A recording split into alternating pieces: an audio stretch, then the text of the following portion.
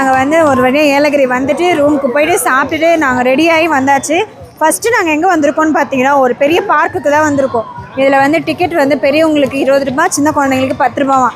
லட்சம் கூட பெரியவங்க லிஸ்ட்டில் சேர்த்துருக்குறாங்க. இவனுக்கு மட்டும்தான் 10 ரூபாய். போகலாமா? நம்ம போட் ஹவுஸ் போக போகிறோம். போகலாம். ஹாய். இவ்வளோ விடிய காலில் வெளிச்சமே வரலங்க. இவ்வளோ சீக்கிரம்லாம் நாங்கள் எழுந்து குழந்தைங்களையும் எழுப்பி அவங்க பாருங்கள் பாதி தூக்கத்தில் இருக்காங்க. எப்படி பாருங்க காலையில் எழுந்தது செம்மையா குளிர்ச்சாம் 2 பேருக்கும். இவங்க வந்து ரொம்ப நாளாக கேட்டுட்டே இருந்தாங்க. அதிர்ச்சாவா இவங்களுக்கு வந்து எங்கேயாவது கூட்டு போக சொல்லிகிட்டே இருந்தாங்க. நாங்களும் ரொம்ப ட்ரை பண்ணோம். இப்போ தான் வந்து அதுக்கு டைம் கிடச்சிது. ஸோ வந்து சரி குழந்தைங்க லீவில் எங்கேயாவது ஒரு டைம் கூட்டு போகலாம் அப்படின்னு முடிவு பண்ணிட்டோம். நம்ம எங்கே போகிறோம் என்ன பண்ண போகிறோன்றதை போகிற வழியில் சொல்லிக்கிட்டே போகலாம். வரீங்களா? போகலாம் வாங்க. போகலாமா? ஒரு வழியாக வந்து இப்போ போயிடலான்னா நாங்கள் ஏறணும் 5 மணிக்கு ஏறணுமா. அது வரைக்கும் நல்லா தூங்கி வந்து காஞ்சிபுரம் தாங்க வந்திருக்கோம். என்னப்பா எப்போ வந்து இறங்கணும்னு கூட தெரில. ஆனால் வந்து எங்களுக்கு பசி அதிகமானதுனால காஞ்சிபுரத்தில் இருக்க முருகன் இட்லிக்கு வந்துட்டோம். இப்போ போய் சூப்பராக இருக்கும். சுஜனுக்கு ரொம்ப பிடிக்கும். ஆமாம், நம்ம கடை அதெல்லாம் எப்படி நம்ம சொல்ல முடியும், நல்லாவே இருக்கும். அதனால் வந்து சாப்பிட்டு போயிடலான்னு வந்துட்டோம். இப்போ உள்ளே போகிறோன்னா என்ன கொஞ்சம் கூட்டம் அதிகமாக இருக்குது, என்னன்னே தெரியல. இப்போல்லாம முருகன் இட்லி தான் ஃபேமஸாக இருக்குன்னு சொல்லுவாங்க. ஆனால் நம்ம தோசை தான் சாப்பிடுவோம். ஏன்னா தோசை தான் பிடிக்கும். பிடிச்சதுக்கு நல்லா இருக்குன்றதுக்காக பிடிச்சதை மாற்ற முடியுமா? அவ்வளோதான். அது நல்லா இருக்கும் இல்லையோ, பிடிச்சது ஒரு மனசை மாற்றுவாங்க. இங்கே இட்லி நல்லாயிருக்கும், பூரி நல்லாயிருக்கும், பொங்கல் நல்லாயிருக்கும். இந்த பொடி கிட்டலாம் எனக்கு வேணாம். எனக்கு தோசை வேணும். தோசை தான் வேணும். பொடி தோசையா? நீ சொல்லியிருக்கியா? தூரம் ட்ராவல் பண்ணி நம்ம லட்சம் வந்து காலையில் நம்ம சாப்பிட்றதுனால லட்சம் சாப்பிடல. ஸோ அதனால் வந்து எங்கள் டீ கடையில் அப்படியே ஓரமாக நிறுத்திடும். கடை கொஞ்சம் நல்லா இருக்குன்றதுக்காக.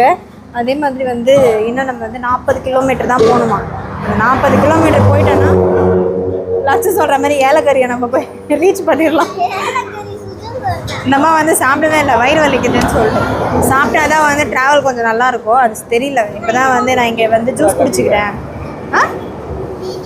அது என்ன லாரினே தெரில, ரோடே சைஸ் ஆகுது.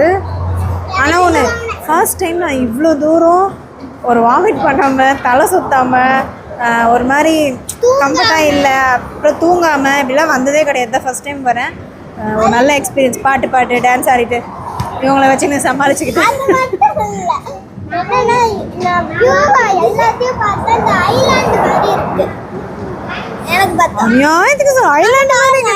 ஆமாம்மா, ஐலாண்டு மாதிரி தான் இருக்குது.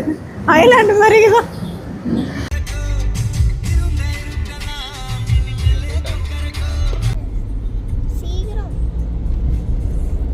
நாங்கள் வந்து ஒரு வழியாக ஏலகிரி வந்துட்டு ரூமுக்கு போயிட்டு சாப்பிட்டுட்டு நாங்கள் ரெடியாகி வந்தாச்சு. ஃபஸ்ட்டு நாங்கள் எங்கே வந்திருக்கோம்னு பார்த்தீங்கன்னா ஒரு பெரிய பார்க்குக்கு தான் வந்திருக்கோம். இதில் வந்து டிக்கெட் வந்து பெரியவங்களுக்கு 20 ரூபாய், சின்ன குழந்தைங்களுக்கு 10 ரூபாவாம். லட்சம் கூட பெரியவங்க லிஸ்ட்டில் சேர்த்துருக்குறாங்க. இவனுக்கு மட்டும்தான் 10 ரூபாய். போகலாமா? நம்ம போட் ஹவுஸ் போக போகிறோம். போகலாம். இப்போ கொஞ்ச நேரத்துக்கு கண்ணு மூடினுவாங்களேன், போயிட்டு வரும்போது பார்க்கலாம். இந்த குழந்தைங்களை கூட்டு போகிறது ரொம்ப கஷ்டமாக இருக்குது. நம்மளே ஓட்டிகிட்டு போகணுமா?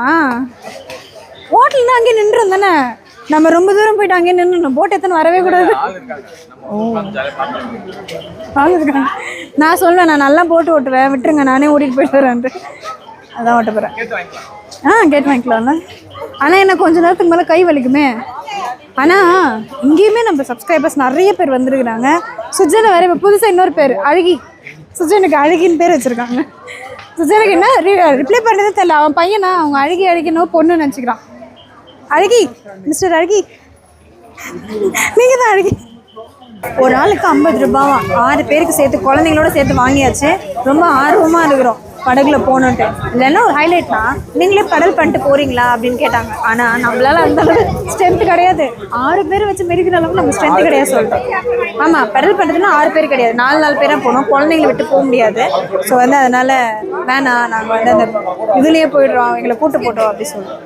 ஸோ வந்து அப்படி போக போகிறோம். பார்க்கலாம் என்ன எக்ஸ்பீரியன்ஸ் கிடைக்குது, ஜாலியாக இருக்கா, இல்லை குழந்தைங்க போர் ஆகிறாங்களான்னு பார்க்கலாம். ஸ்மைல்.